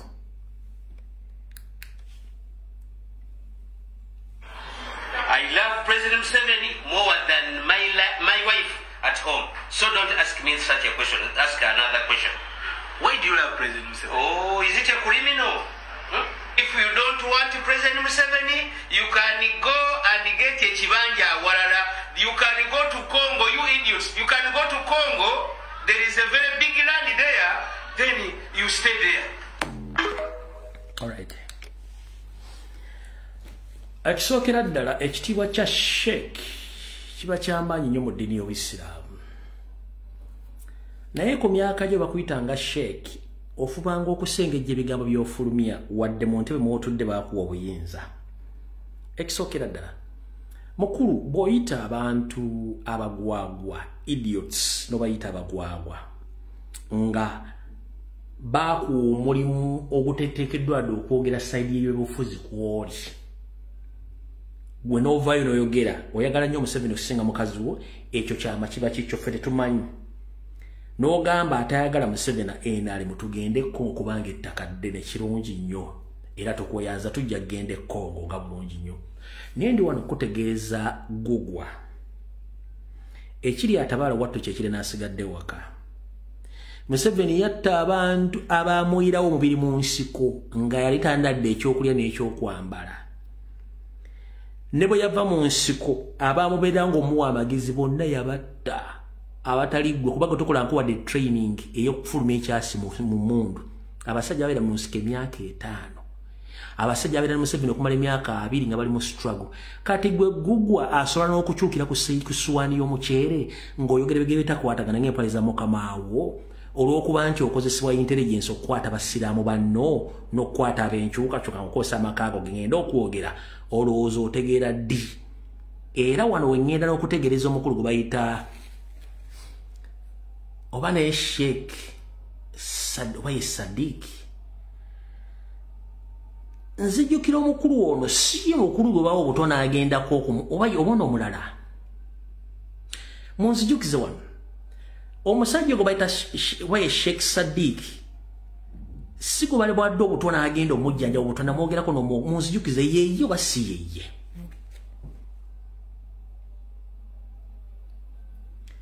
Munzijukize wano mubadde wano oyo Sheikh yayogedde oyo Sadiq ye Sadiq ndawulo baya waliwo Sheikh gwe babako obutwa ne mwogerako nnyo era nga gavumenti nyini yamuwa obutwa yoyo oba mulala.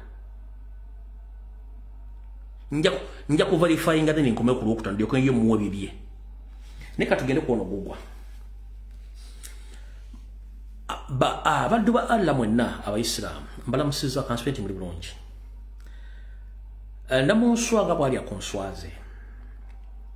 Intelligence yange ngamba ono gugwa y'omu kuba antu abawa information directing ajwa Museveni eri abayisiraamu abattibwa n'abawambibwa ne bakolako ebikolobero olw'okweyagalizanga omuntu. Ndoza mutegedde bulungi abayisiraamu mwenna abakwatagana n'omusajja gugwa abakolako intelligence n'agiwa Museveni ne bajja ne bakwata abali mufire mali zammwe business zammwe ne zisibibwa kubanga temumanyi muntu kigo mweyabiza. Kati mutegedde bulungi nnyo yoyo. Kati gana amaka ngendo balaga mbagega mukyala mukulu gasangibwa Kijabijjo Nakwero ku mafuta ga kafuta ng'oyamba okkiriza odda ku kyaki y'Abakatoliki.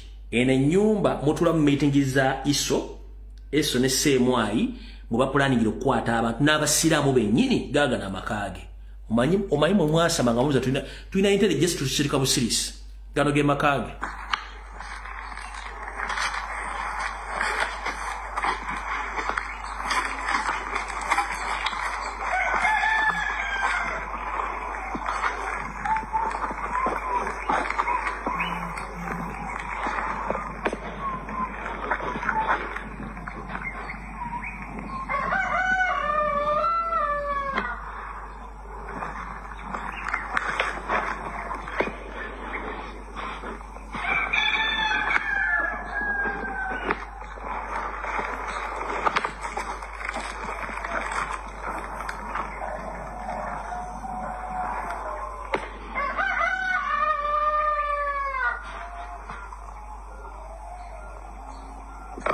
makaga Seeka Gugwa mwena wamumanyi ago ge makage kati mukulu Seeka Gugwa nkyanoonya makaga aga mukyala muto era nja gafuna ago ge makago agali ekijabi jonna kwero ga mukyala mukulu naye ebigambo byokozesa n'okukwata abasiraamu n'abaana b'enkyukakyuka n'abantu b'enkyukakyuka mukulu tujja kwambula mu ekkanzu ezo olunaku nga lutuuse n'agagalevu tugakumeko omuliro sigalinga sitiruwe yakutte essefuliya zino eziringa ezenzira efumba kasooli tujja gakumako omuliro ojja kuwulira gwogira obeera omwo kati gwe mbagambe obaye Shadiki Ndawula oba yoyo alina statement gye yakoze naye simanyi oba yoyo eyalwalako ne bamutwalako e Nairobi emirundi egiwera omujjanjaba obutwa simanyi oba amunonte sure asobola kukola comment nga si yeye njagala comment 5 muŋŋambe nti yeye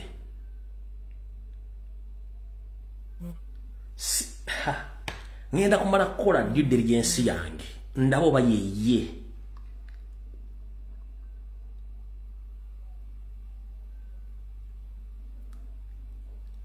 njagala kukola comment yange ndabe nti yeye naye nga ngenda kukola due diligence ku musajja oyo njagala mugamba ekigambo kimbula obubaka bwonna njagala buweereza abayisiraamu mwenna baganda bange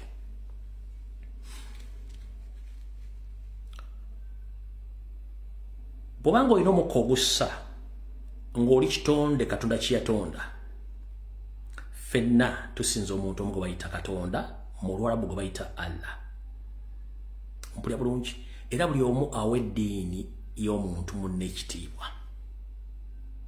naye bamasheeka abamu mukiyitiriza okulaga okwawula mu bantu n'okuboola saako n'okulengeza ne mwerabira nti Allah talina kintu kye yateeka ku nsi nga takyeyagalidde gwe omuntu wa bulijjo otandika otya okuboola n'okulengeza abantu abatakkiririza mu ddiini yo oba endowooza yo ekyo kikyamu Sheikh Shadiki Ndawula Obuyisiraamu ddiini naye Obuwarabu buwangwa kati abasiraamu abasinga obungi temwawula Arabic culture ne Islam bino ngera mu nkwate bulungi abasiraamu abasinga obungi bakyali bange mikwano gyaffe temwawula eddiini y'Obuyisiraamu n'obuwangwa bw'Abawarabu mwakwata ebintu bino emigatta omulugu bwe papa wane wava obuzibu wava n'okwawukana mu bantu bannammwe abamu waliwo enjawulo wakati wa Abawarabu oba obuwangwa n'ennono y'Abawarabu n'eddiini ya Nabi Muhammad ey'Obuyisiraamu bintu biri bya njawulo Nabi Muhammad talina we yawandiikirako mu kitubo ekitukuvu ekya Quran n'akugamba nti atali musiraamu boole era nti mugambe nti mukafiri tekiriiyo no kubanga n'abazadde abazaala Nabi Muhammad awangala n'afuga ensi yonna tebaali bayisiraamu n'abantu Nabi Muhammad be yakyusa basinga obungi tebaali bayisiraamu kati gwoddira otya n'ogaa nti omuntu atali muyisiraamu ayambadde kanzu simanyi abeera mushiri mukulu yali kutegeeza kyebayita okukwana omuntu omwagazisa eddiini oba omwagazisa ekintu kyo olina omulaga ekintu kyayingiddemu nti kirungi kyetuyita akasenda baguzi wabula gwe bw'okitwala ng'ogenda kuvuma omuntu ayambala ekkanzu nga si musiraamu ekyo kikyamu ekkanzu si kabonero ka Buyisiraamu nedda ekyo kyambalo ky'Abawarabu ekkanzu n'entalabuusi si kabonero ka Buyisiraamu eyo nyambala y'Abawarabiya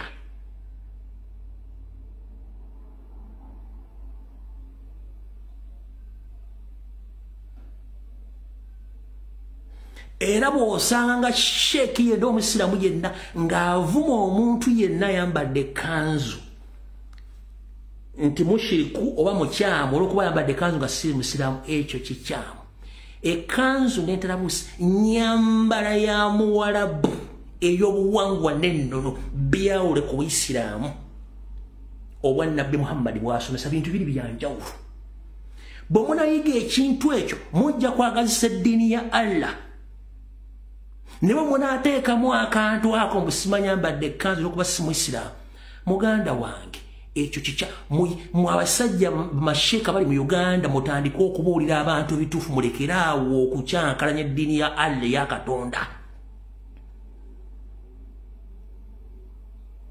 Nze sobola kusanga musoga ne mugacha ekikwambaza ekkanzu no kiki ekikwambaza boarding no kati njala kubuuza mu buwanga bwaffe obwaddugavu twali twambala mbugo kati twambala masuuti kibiki eri abambala masuuti ne banyumirwa eri abasigala mu ngoye zaabwe za bulijjo ne banyumirwa kibiki neggobo ojja n'ovuma omuntu n'okuba nti yeyambadde ekkanzu era kankunnyonnyole n'ennyambala yaffe ey'Ekiganda ng'otaddeko ekizibaawo n'oteekako ekkanzu enjawulo nti ffe ekkanzu zaffe ez'Ekiganda twateekako omuleera ompulira bulungi nnyo olw'ensonga nti bassekabaka abaayita eddiini mu Uganda baagenda okulaba ng'ennyambala y'Abawarabu nnungi nnyo ne bakoppako kye bakoppa ne bateekako ki ne bateekako kye baateekako okujawula ku yaki naye ng'esigala y'emu kyambalo kikoppe ku nnono y'Obuwarabu niko bw'otandika okugamba omuntu ayambadde ekkanzu no teri muntu assa Allah gwe yatonda ku nsi gw'ayagala afe kyova olaba bakugamba n'oba okoze ensobi genda weenonyeze Katonda genda bakusabire edduwa ezo zikunaazeeko amazambi nga naawe omuntu okkiriza nti olina okukyuka as simple as that gwe bwe weefuula sheek n'olowooza nti ogenda kusinga Nabbi Muhammad awangala n'alamula ensi yonna eyatandika eddiini kogimanyi ogisinga kiba kitegeeza gwe togenda kulaba ggulu Allah waatudde olw'ensonga enjiri ya Allah wagibuulira bubi n'ogikyaya abantu nga golooza osinga eyagitandikawo teyali musiru yajagaza abantu n'abakuŋŋaanya ompulira bulungi nnyo kubanga buli lw'okuŋŋaanya omuntu n'omuleeta n'omwagazisa ekintu kyo afuna okwagala okungi era n'akiyingiramu bw'onoogamba nti kibi ntandika okwagala okuyingira obusiraamu naye nga nina levo kwennotuuka okwambala ekkanzu gwe shokera tuga nti omuntu oba agenda afuuka muisiraamu asooka n'afuuka omuisiraamu then waliwo oluvu atuuka atandika okwambala ekkanzu no ekyo kikyamu yawula eddiini ya Allah ey'Obuyisiraamu ojawule n'obulombolombo n'ennono obw'Abawarabu. Arabic or Arab is a culture.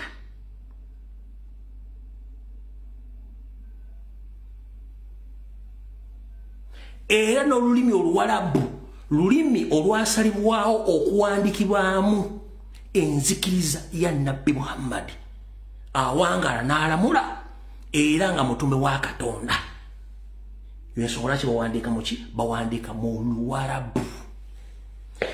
Nze siri munnaddiini, nkubuuliddeko bye mmanyiko ebitono kuba saagala gendayo, siri mumanyi mu ddiini wabula nkubuuliddeko ebitono.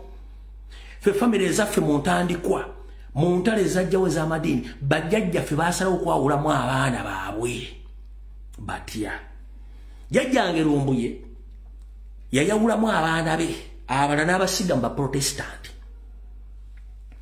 abalala n'abasiga mu Bakatoliki, abalala n'abasiga mu Baprotestanti, yabasiga mu yasiga abaana be mu Basiraamu, n'abasiga mu Bakatoliki, n'abasiga mu Protestanti, n'abasiga ne mu ddiini endala. Era ffe bw'otuuka gye tusibuka famire ya Lumbuye erimu amadiini ag'enjawulo. Yakikola tekinikale kwewala ntalo za ddiini. Nze n'abaganda bange Abayisiraamu, Abakatoliki, Abaprotestanti ffenna tuli kintu kye kimu kubanga bajjajjaffe baamanya nti entalo z'eddiini teziwangulikika. Kyova nti buli famire osangamu ti omuganda wange nga tuli musiraamu, it doesn't matter. Be bato bajjajjaffe baakikola tebaali basiru. Kati gwe bw'ojja n'otandika okuvumirira omuntu yambadde ekkanzu kubazza mu muzikiti.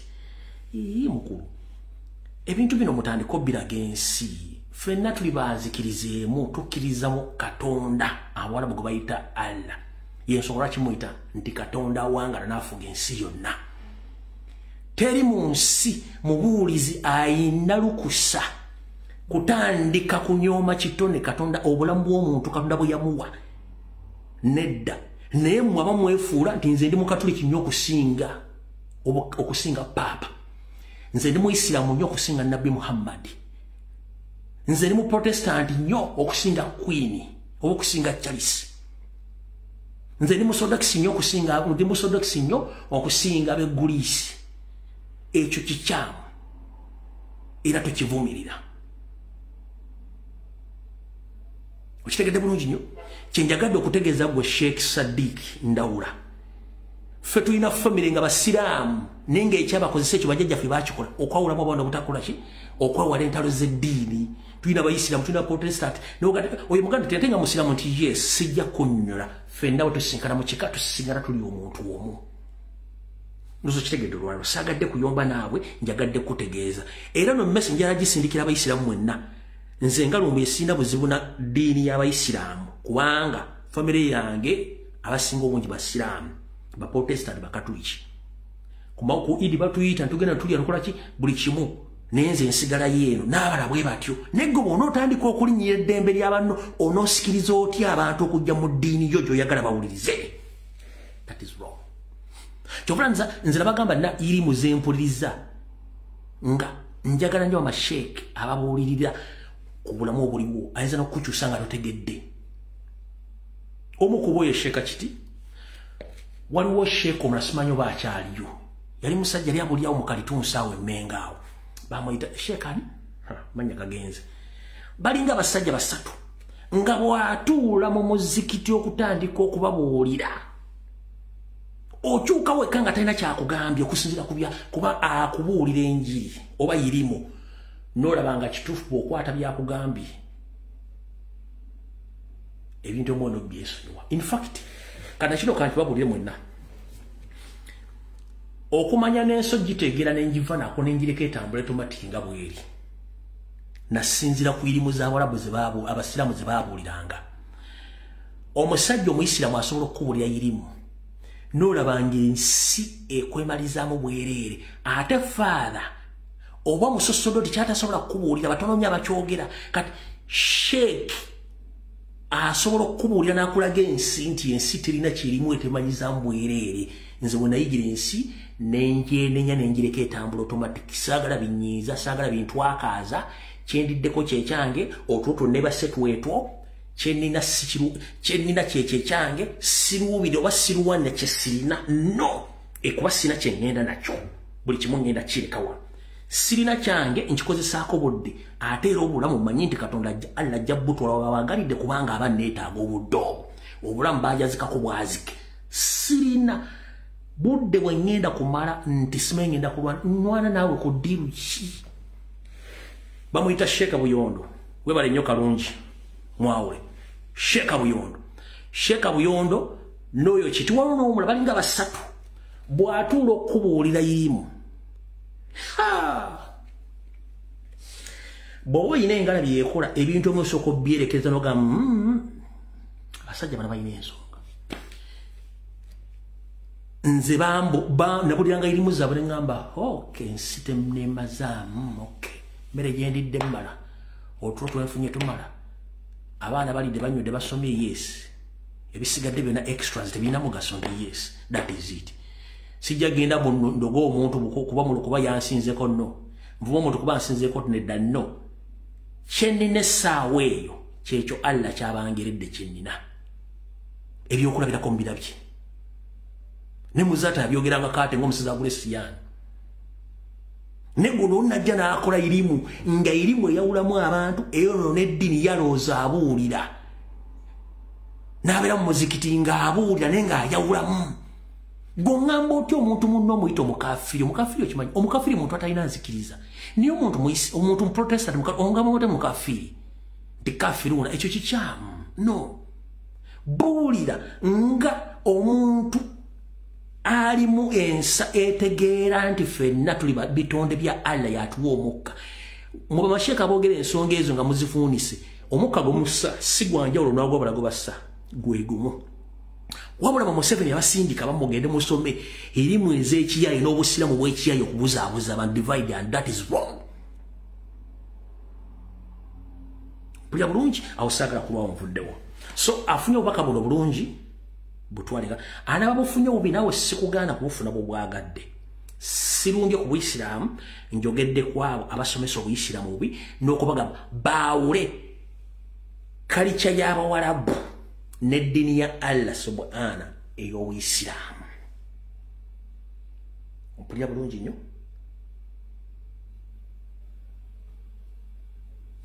Kyekyo awo tuvuddewo.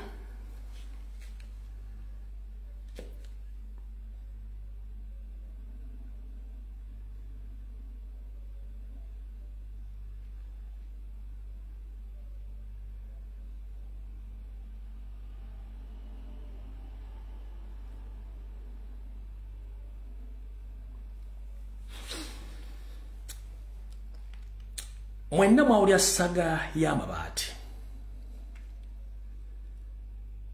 Mwenna mwawulya saga y'amabaati. Si bwe kiri nti ye. Nabagamba NRM erimu ebyana n'abaana. Ye. Anita Amongi yabba amabaati. Nabbanja yabba amabaati. N'abala baafuna amabaati. Gote webuuza lwaki Annette Nandutu yali mu kooti yaweremba n'amabaati omuntu omu. Kikutwala wa? Ekyo nkikulekedde. Katugende mu kano kikagenda okukomekkereza. Buno obubaka njala buweereza mwenna abaagala enkyukakyuka mbuwulire bulungi nnyo. Era kansuubira nti Mr. President naawe bujja kusanga gy'oli. Olunaku lwaleero mu press conference ebaddeyo ku office za National Platform e Kavule, mukulembeze ne bakulembeze banne babaddewo mu bulungi, era tuwaniriza bulungi nnyo mwenna abavudde gye muvudde okujja okwegatta ku kibiina kya National Platform ku lw'enkyukakyuka. Wabula buno obubaka bwange. Mission entuufu twagala kujjako Museveni by all means. Mission entuufu twagala kujjako Museveni. Fere waffe teriyo okunoonya bifo. Kubanga Elisi Job Center. National Platform is not a job center. And we are not looking for workers. We are looking for people whom we are going to join hands to remove Museveni from power. That is it. So, bwobazo kwegatta ku National Platform teri mulimu tetugaba mirimu. Twagala abantu balina strategy kujjako Museveni. Oba ovudde mu FDC olina okujja na strategy ejjako Museveni so si kujja kwesimbawo. Era obanga ozze kukima kadi nga goma nti kati amasannyalaze mangi nnyo gyalafuna gagenda kwasa generator yange. Gye ntagenda gisule mu Nile ezikire lumwegende mpaka South Sudan oba gunanira mu Egypt. Tetugaba mirimu. Tuli mu protest vote kujjako Museveni. 1. Abantu kubazza bamu eriyo bentegedde nti bo bazze kujjako Museveni agambye nti nze mbadde mobilizer oba nesibe bisanja bibiri ne sizze wano nti kimye card nzize kubegatta kujjako Museveni. That was a nice and a good statement.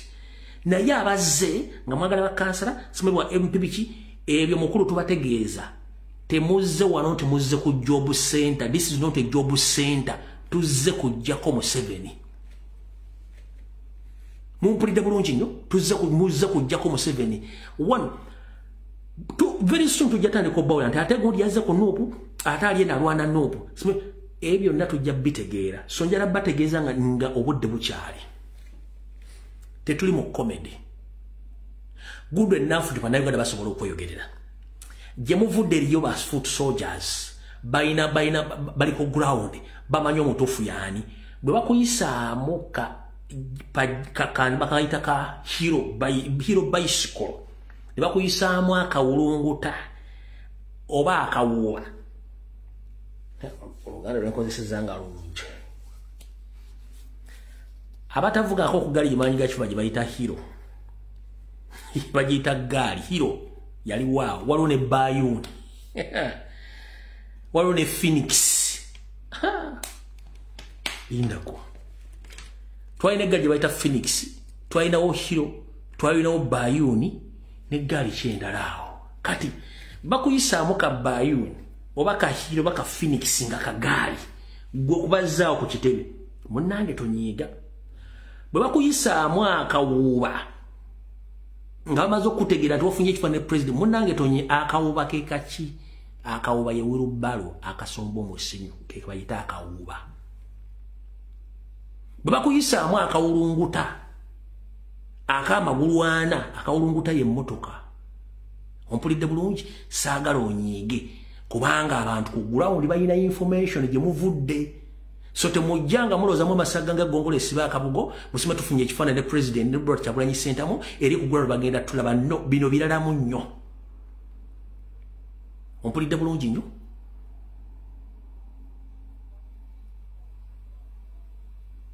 buli agala okujjako Museveni kola eggaali ng'omukulembeze bw'asabye kola eggaali ng'omukulembeze bw'asabye tetukyayagala bantu bagenda kunoonya bifo ffe byaffe si byakunoonya bifo ffena ffe twali batugambye olw'okuba nti mmanyikiddwa nina abantu bangi naye ngenda kujja kwesimbawo nno tugenda kujjako Museveni that is it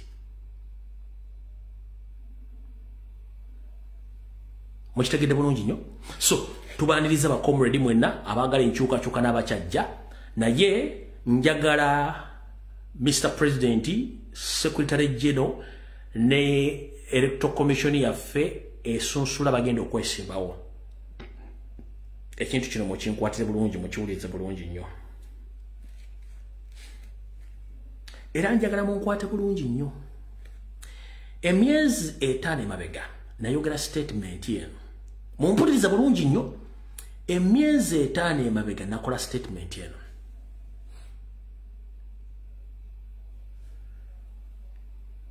nabagamba nti njagala tufunemu ekyenjawulo ekyawukana ku bibiina ebirala byonna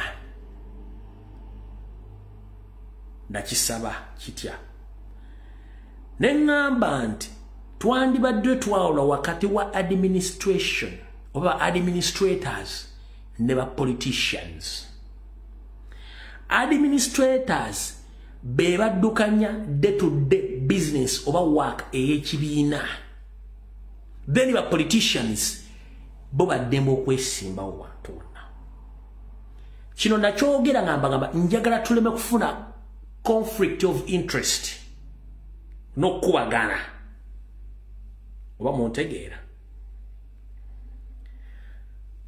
ekibiina kiddukanyizibwa ba administrators kati bw'olaba nga badde administrator afunye interest mu position nga position gyafunye mu interest ate eriyo ba politician b'ekibiina nga nabo balina interest okwesimba mu kifo ekyo ekimu kitegeeza tuba tufunye conflict of interest so wajja kuba ocrash okulwanagana oba okulwanagana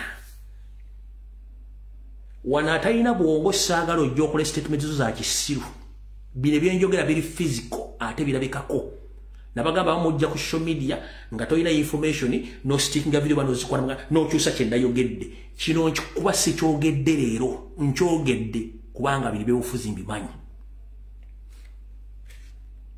tulina ba administrators nga baddukanye emirimu gy'ekibiina bandibadde bo teba participating mu active politics no kubanga active politics is meant for politicians. So if you want to become a politician, leave the position of administrator, then go and become a politician. Then we can listen to you. So there is a difference between a politician and an administrator.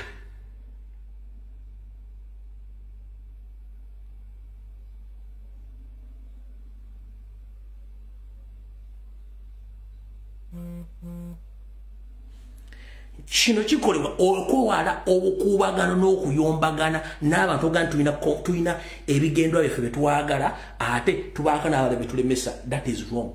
Ekyo kikyamu.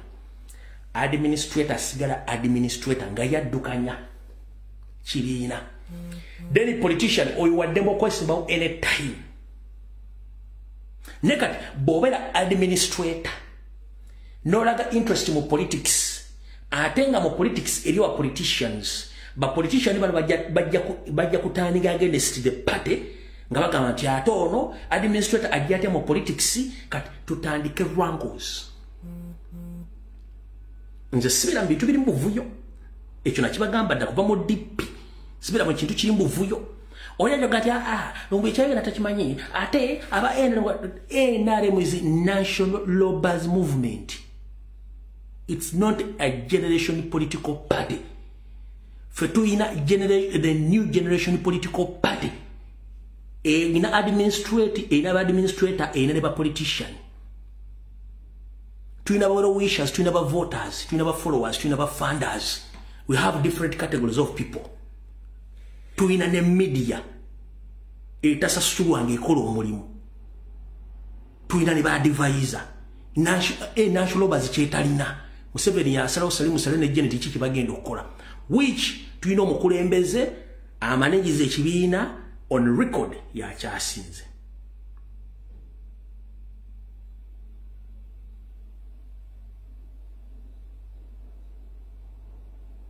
Ompulira bulungi nnyo. Manyi nti statement egenda confusing abantu era nyo bali ku social media nga boogera yalumbye bakulembeze sirumba bakulembeze. Kyenjogera ko bakogo tokitegeera. Nebo onokitegeera mu bwongo omaze okiba ng'osomye between the administration eya party ne ba politicians ojja kula nti wasobola okugwawo conflicts of interest ne mutandika okulwanagana. Okitegeera okulwanagana. Kubanga ba administrators mu political party structures they are paid. Politician bafuna sente okuva mu offices ziba zibalondeddwamu. Bafuna sente okuva mu offices ziba balondeddwamu. Kati administrator asasulwa mu kibiina ate bw'alaga interest mu either he or she resign from that administration post ajje direct in politics. It can work. Era kisounding okuba nti kituufu nnyo.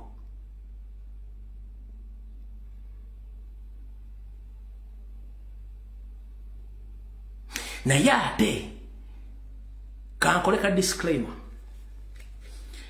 Administrator aina right okwesimbawo. Aina right okwesimbawo. But mu normal circumstances kijja kuleta conflict of interest ne biasness. Mujja bitegeera mpola mute mujja bitegeera mujja nengage aina right okwesimbawo.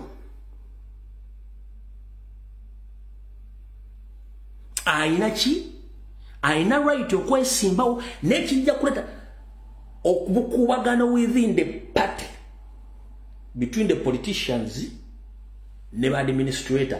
Politician aganti ate kati nze ndi politician ate kati ali mu kibiina mukulembeze iba administrator ate na atuyingiridde which ngezako kibalaga ekifani kyebasigira. Mujja kitegeera mpola nenga administrator mu party aina right okwesimbawo. Aina right okuteri amugana kwesimbawo.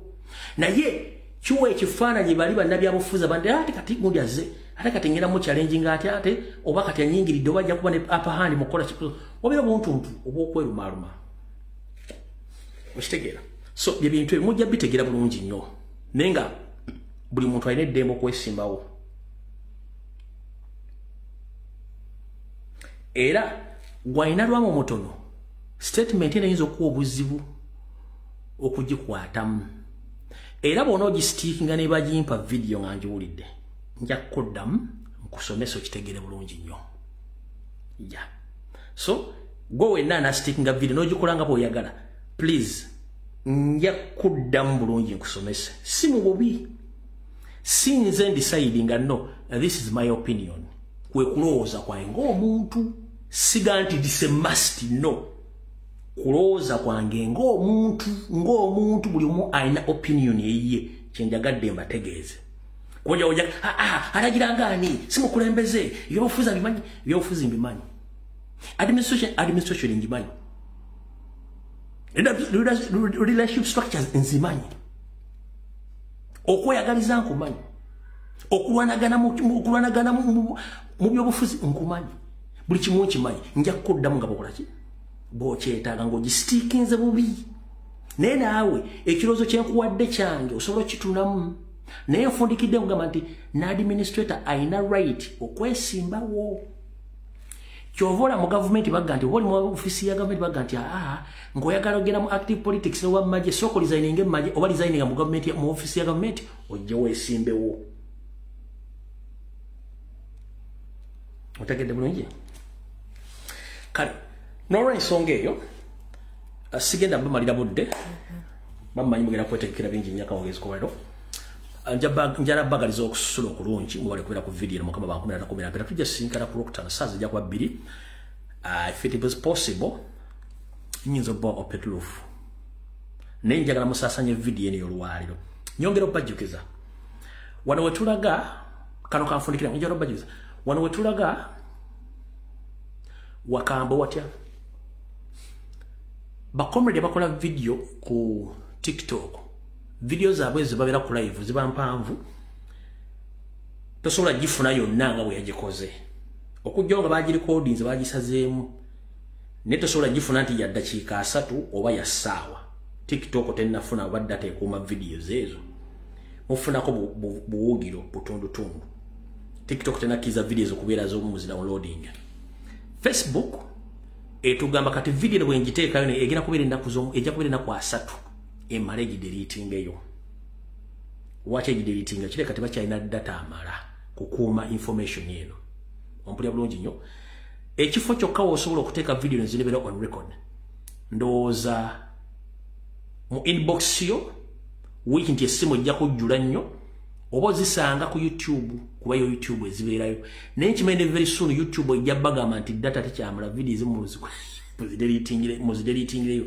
so mumasa tuyinza okufuna obuzibu okuba nti tuyinza otandika okulozinga history wa information ku social media platforms ez'enjawulo nkiddamu mumasa tuyinza okulozinga history wa information olwa tekinologiya gyakyuka nti bananyini apps zino kitandisa oba obuzibu okukuuma history ono omukuuma abeereyo so yo Facebook yatuwonegide video bena kwa 3 mara ngegideletingayo TikTok mbanyonyodde tosobola kusanga video ndi ya sawa 2 newo gikoze live okujonga oli agi recordings butuntundu wa download wale posting ne video number tosobola gisinji ya sawa mu 2 ti kizo kuba sikizibu sinze kugisanga Facebook yatwana ka 3 so YouTube zibeerayo naye nkimanyi very soon banzo tugana bata China data amala keeping a history wa information so ndowooza bibinjagadde bategeeza nga nfundikira video mukaba bakumira takumira pena tusengere ku Rocktown saza kwa 2 njabo nasifinya information njabo open roof na information so mukaba nkumire mugende mwe wandiise mugende mu nenda gamonto zammwe mukola amagaali akulembeze mbamanyi ebisigale bintu birekera abakulembeze bajja bitu yisamu tulabe kyekiddako kubanga fena twagala enkyuka mu ngeri yonna esoboka video ede mukaba nkumire